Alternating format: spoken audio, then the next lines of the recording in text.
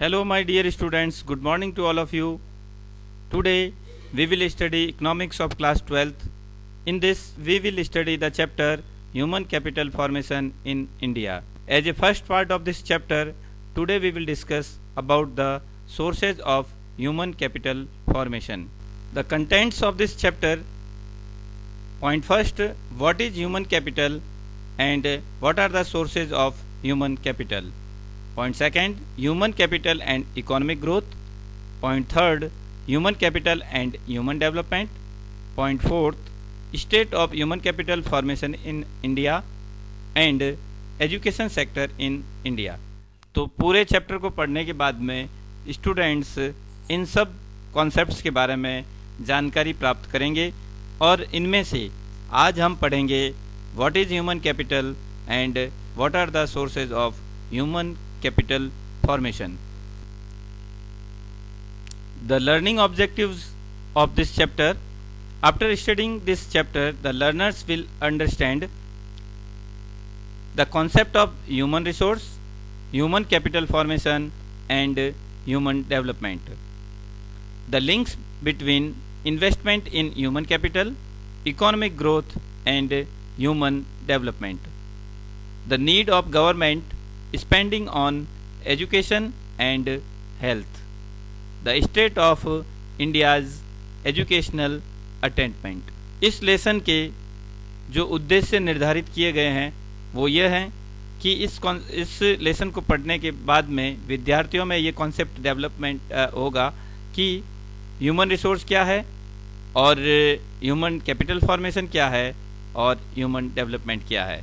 इसके अलावा विद्यार्थी ये भी जानेंगे कि इन्वेस्टमेंट और ह्यूमन कैपिटल के बीच में क्या संबंध है और ह्यूमन कैपिटल से इकोनॉमिक ग्रोथ कैसे होती है और ह्यूमन डेवलपमेंट कैसे होता है। विद्यार्थी ये भी जानेंगे कि गवर्नमेंट अगर एजुकेशन और हेल्थ पे खर्च करती है तो उसकी कितनी इम्पोर्टेंस है, वो कितना ज़रूरी है और हमारे देश की एजुकेशन की क्या स्थिति है, एजुकेशन के क्षेत्र में हमने कहाँ तक अपना अचीवमेंट प्राप्त किया है, कहाँ तक अपना गोल अचीव हो पाया है, तो इसके बारे में भी स्टडी इस चैप्टर में की जाएगी। So these are the basic learning objectives of this chapter. Before starting this chapter we will introduce some of the major points of this topic. Think of one factor that has made a great difference in evolution of mankind. Generally physical factor होते हैं और human factors होते हैं, तो इसमें से कौन सा फैक्टर ऐसा है जो मानवता के विकास में जिसने बहुत बड़ा योगदान दिया है। Perhaps it is man's capacity to store and transmit knowledge which he has been doing through conversation, through songs and through elaborate lectures. But man soon found out that we need a good deal of training and skill to do things efficiently. मनुष्य ने ये बहुत ही जल्दी जान लिया कि हमारे जीवन में ट्रेनिंग और स्किल का कितना महत्व है और ट्रेनिंग और स्किल प्राप्त करके कोई भी व्यक्ति एफिशिएंटली काम कर सकता है।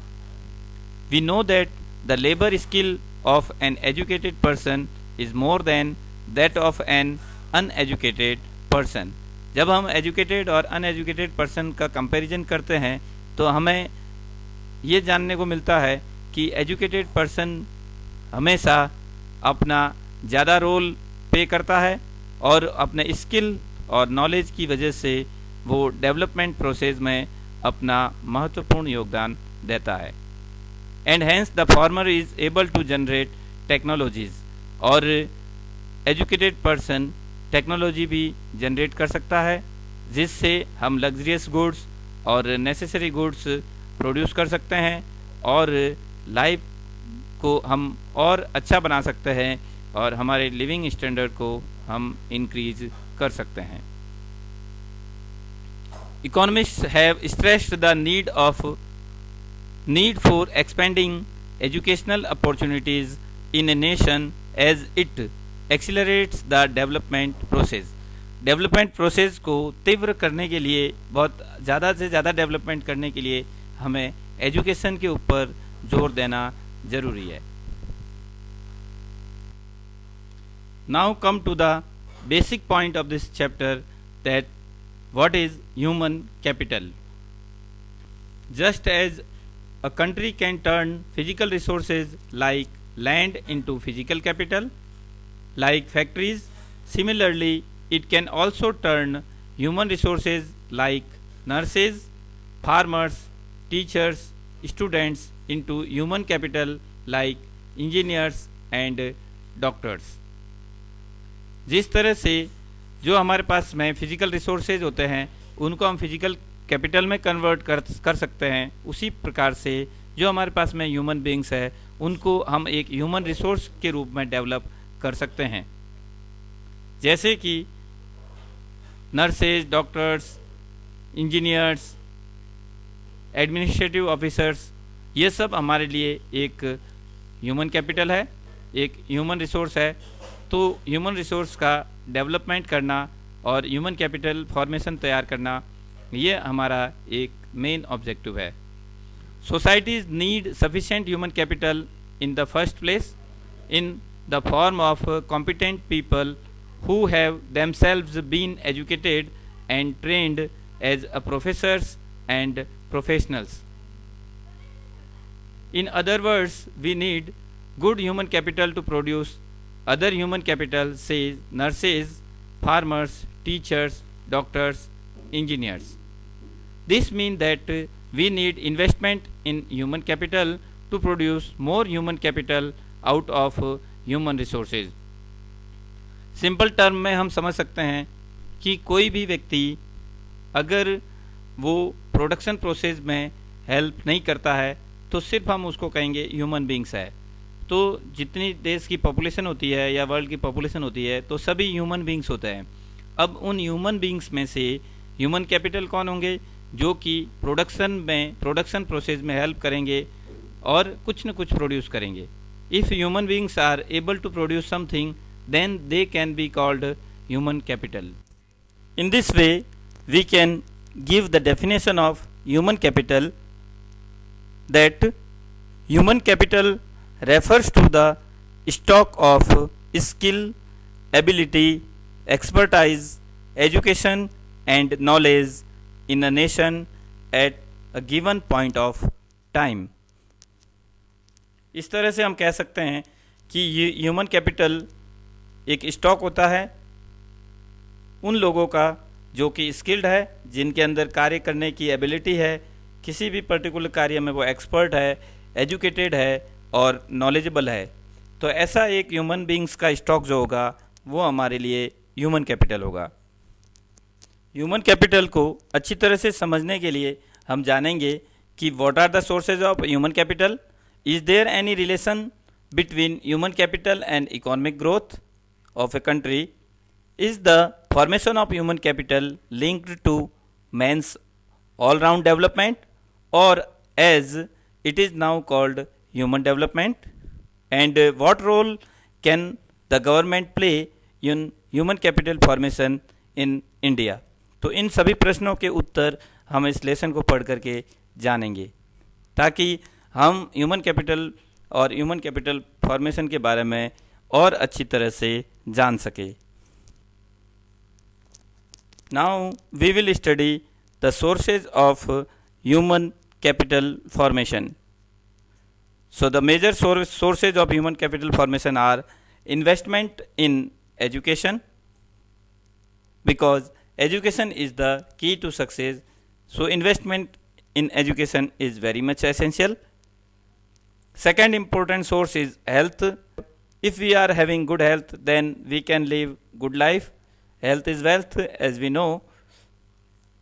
Expenditure on the job training. Job training के लिए अगर हम खर्च करते हैं तो ये भी हमारा ह्यूमन कैपिटल सोर्स का एक इम्पोर्टेंट पॉइंट है। Next, migration. जनरली हम देखते हैं माइग्रेशन के लिए लोग एक जगह से दूसरे, अपने जॉब के लिए लोग माइग्रेट होकर के एक जगह से दूसरे जगह पर जाते हैं ताकि अपना जॉब अच्छी तरह से कर सके और अच्छी अर्निंग कर सके, क्योंकि जिस जगह पर वो रहते हैं हो सकता है उनके अकॉर्डिंग, उनके एक्सपर्टाइज और स्किल के अकॉर्डिंग कोई जॉब नहीं मिले, तो जनरली लोग एक जगह से दूसरी जगह के लिए माइग्रेट होते हैं। Next important point is information. Information are considered the main source of capital formation. अगर हमें किसी चीज़ की इंफॉर्मेशन नहीं मिलेगी तो फिर हम उस जॉब को प्राप्त नहीं कर पाएंगे। तो जो जॉब हमें मिल रहा है, कहाँ पे जॉब की अवेलेबिलिटी है, कितनी सैलरी होगी और कौन सी जगह पे जॉब मिलेगा, तो इन सब चीज़ों के बारे में इंफॉर्मेशन होना भी ज़रूरी है। So now we will discuss all the points one by one. बच्चों, आपको ध्यान रखना है कि ह्यूमन कैपिटल फॉर्मेशन के जो मेजर सोर्सेज है वो कौन कौन से हैं और वो किस तरह से हमारे ह्यूमन कैपिटल फॉर्मेशन में योगदान देते हैं। बहुत इंपॉर्टेंट क्वेश्चन है, तो इसको आपको समझना है और याद रखना है। तो सबसे पहले हम डिस्कस करेंगे मेजर इंपॉर्टेंट पॉइंट एजुकेशन के बारे में। Parents spend money on education. Spending on education by individual is similar to spending on capital goods by companies with the objective of increasing future profits over a period of time। जिस तरह से हम एक company में profit कमाने के लिए बहुत सारे फैक्टर्स के ऊपर स्पेंडिंग करते हैं, उसी टाइप से ह्यूमन बींग्स के ऊपर भी स्पेंडिंग करना ज़रूरी है ताकि उनकी प्रोडक्टिविटी बढ़ सके और वो प्रोडक्शन में अपनी हिस्सेदारी दे सके। तो ह्यूमन कैपिटल फॉर्मेशन का मेन पॉइंट यह है कि हमारा जो एजुकेशन के ऊपर जो एक्सपेंडिचर होगा वो फ्यूचर में हमें प्रोडक्टिविटी बढ़ा करके फ्यूचर में प्रोडक्शन के लिए हेल्प करेगा। Likewise individuals invest in education with the objective of increasing their future income. अगर हम एजुकेशन में प्रेजेंट टाइम में इन्वेस्ट करेंगे तो फ्यूचर में हमारी इनकम इंक्रीज होगी। Second important point is that health. Health is very much essential in our life. Who can work better, a sick person or a person with sound health. कौन व्यक्ति अच्छा work करेगा, तो एक तो बीमार व्यक्ति है और एक हेल्दी पर्सन है जिसकी हेल्थ अच्छी है। तो हम कह सकते हैं कि जो व्यक्ति हेल्दी है वो वर्क अच्छी तरह से करेगा और प्रोडक्शन में ज़्यादा से ज़्यादा हेल्प करेगा। A sick labourer without access to medical facilities is compelled to abstain from work and there is loss of productivity. अगर कोई बीमार है तो बीमार व्यक्ति काम पर नहीं जा सकता, तो वहाँ पे प्रोडक्टिविटी का लॉस हो जाएगा। इसलिए हेल्दी व्यक्ति का हेल्दी होना ज़रूरी है, लेबर का हेल्दी होना ज़रूरी है। Hence expenditure on health is an important source of human capital formation. तो इस तरीके से हम कह सकते हैं कि हेल्थ के ऊपर किया गया एक्सपेंडिचर हमारे लिए एक बहुत ही महत्वपूर्ण ह्यूमन कैपिटल फॉर्मेशन का सोर्स है। Now we will discuss about the third important point, that is the job training, and this is also the major important source of human capital formation. Health expenditure directly increase the supply of healthy labor force and is thus a source of human capital formation. Firms spend on giving on the job training to their workers. जिस type से health हमारे लिए ज़रूरी है productivity बढ़ाने के लिए, इसी टाइप से कोई भी फर्म अपने वर्कर्स के लिए जॉब ट्रेनिंग के लिए भी स्पेंडिंग करती है, क्योंकि ट्रेंड पर्सन और अच्छा वर्क करेगा और ट्रेंड पर्सन की प्रोडक्टिविटी बढ़ेगी, उसका स्किल और एफिशिएंसी और एक्सपर्टाइज में इंक्रीमेंट लगेगा और प्रोडक्टिविटी बढ़ेगी। This may take different forms. One, the worker may be trained in the firm itself under the supervision of skilled workers. 2, the worker may be sent for off campus training. तो ये training दो तरीके से हो सकती है कि campus के अंदर ही स्किल्ड पर्सन को बुला करके और स्किल्ड वर्कर के सुपरविजन में जो नए वर्कर आए हैं उनको ट्रेनिंग दी जा सकती है। और कैंपस के बाहर भी इस प्रकार का आयोजन किया जा सकता है जिसकी वजह से उनके वर्कर्स को बेनिफिट मिले। तो जॉब ट्रेनिंग एक important source human capital formation का हुआ और उस पर एक्सपेंडिचर करना प्रोडक्टिविटी को बढ़ाने के लिए ज़रूरी है। इन बोथ दीज केसेस फर्म्स इनकर सम एक्सपेंसेस, तो उसके लिए फर्म को कुछ न कुछ खर्च करना पड़ेगा। Expenditure regarding on the job training is a source of human capital formation, as the return of such expenditure in the form of enhanced labor productivity is more than the cost of it. अगर job training पे जो हम खर्च कर रहे हैं तो इससे उतनी ज़्यादा प्रोडक्टिविटी बढ़ेगी कि जॉब ट्रेनिंग के ऊपर किया हुआ खर्च वो भी पूरा हो जाएगा और जो हमें प्रोडक्टिविटी से जो अर्निंग होगी वो उससे ज़्यादा होगी। मान लीजिए कोई फर्म 1 लाख रुपए खर्च करती है अपने कर्मचारियों की जॉब ट्रेनिंग के लिए, तो उन कर्मचारियों की प्रोडक्टिविटी बढ़ेगी और फर्म को डेफिनेटली 1 लाख से ज़्यादा का प्रॉफिट होगा। तो जॉब ट्रेनिंग कर्मचारियों के लिए बहुत ज़रूरी है और इसका फ़ायदा न सिर्फ प्रेजेंट टाइम में but also the workers will be benefited in the future also. Next important source of human capital formation is migration. People migrate in search of jobs that fetch them higher salaries than what they may get in their native place. Unemployment is the reason for the rural-urban migration in India. तो generally unemployment की वजह से लोग rural area से urban area की तरफ shift होते हैं, माइग्रेट करते हैं। Technically qualified persons like engineers and doctors migrate to other countries because of higher salaries that they may get in such countries. तो लोग एक देश से दूसरे देश की तरफ भी माइग्रेट करते हैं ताकि उनको अच्छी सैलरी मिल सके और अच्छा प्रॉफिट कमा सके बिजनेस अगर कर रहे हैं तो। और इसके अलावा और कई रीजन हो सकता है जिसकी वजह से व्यक्ति एक देश से दूसरे देश में भी माइग्रेट होता है। Migration in both these cases involves cost of transport, higher cost of living in the migrated places and psychic cost of living in a strange socio culture setup.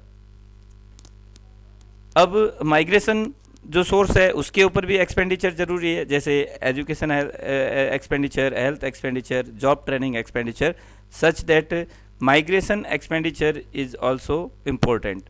और जब हम माइग्रेट करेंगे एक जगह से दूसरे स्थान पर जाएंगे तो ट्रांसपोर्टेशन के ऊपर कॉस्ट लगेगी, ट्रांसपोर्टेशन के ऊपर एक्सपेंडिचर होगा।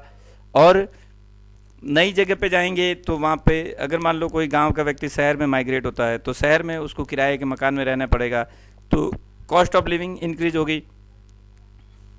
और इसके अलावा नई कल्चर के सेटअप में अगर जाएगा व्यक्ति तो उसमें भी उसका खर्च बढ़ेगा। तो ये एक्सपेंडिचर माइग्रेशन के ऊपर होगा। लेकिन ये माइग्रेशन के ऊपर किया हुआ एक्सपेंडिचर फ्यूचर में फ़ायदेमंद होगा क्योंकि उससे व्यक्ति को जॉब मिल जाएगा और अर्निंग करने लगेगा। So the expenditure on migration is also very much essential. The enhanced earnings in the new place outweigh the costs of migration. Hence, expenditure on migration is also a source of human capital formation. Next important source of human capital formation is information. Information about a new job, information about a place where job can be gained. So it is very much essential to get the information. People spend to acquire information relating to the labor market and other markets like education and health. तो जिस type से education और health के ऊपर expenditure होता है उसी type से इंफॉर्मेशन के ऊपर भी एक्सपेंडिचर करना ज़रूरी है। अगर हमें कोई भी इंफॉर्मेशन मिलती है, मान लीजिए आपने कोई पर्टिकुलर प्रोफेशन के लिए आपने ट्रेनिंग की है, और फिर जैसे मान लीजिए कि आपने इंजीनियरिंग की है, और जिस गांव में आप रहते हैं, आपका नेटिव प्लेस एक पर्टिकुलर विलेज है, तो वहाँ पर आपको इंजीनियरिंग की ट्रेनिंग के अकॉर्डिंग आपको जॉब मिलेगा नहीं, तो आपको कहीं दूसरी जगह पर जा कर के जॉब प्राप्त करना पड़ेगा।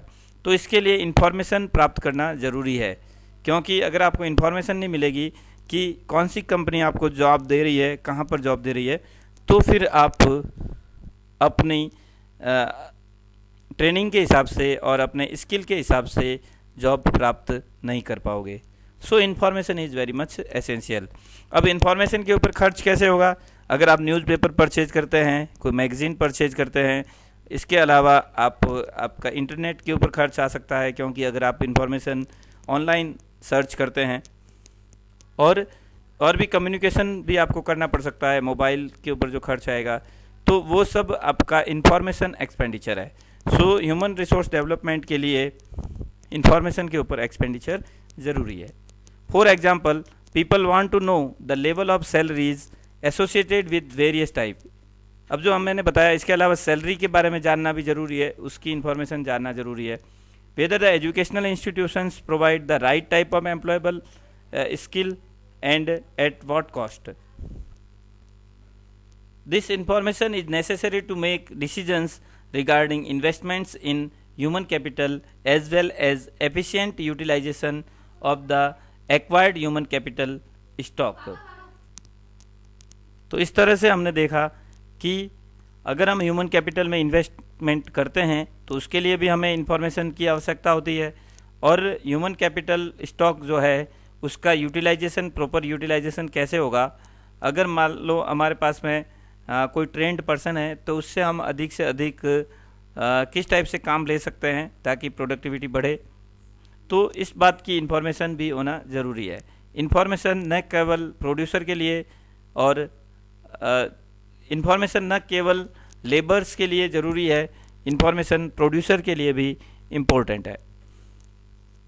Expenditure incurred for acquiring information relating to the labor market and other markets is also a source of human capital formation. Labour market में और दूसरे टाइप के मार्केट में, गुड्स मार्केट में और एजुकेशन सेक्टर में, हेल्थ सेक्टर में, और भी किसी भी डिपार्टमेंट में सभी प्रकार की इंफॉर्मेशन हमें एक्वायर करनी होती है, और उस इंफॉर्मेशन को एक्वायर करने के लिए हमें एक्सपेंडिचर करना ज़रूरी होता है।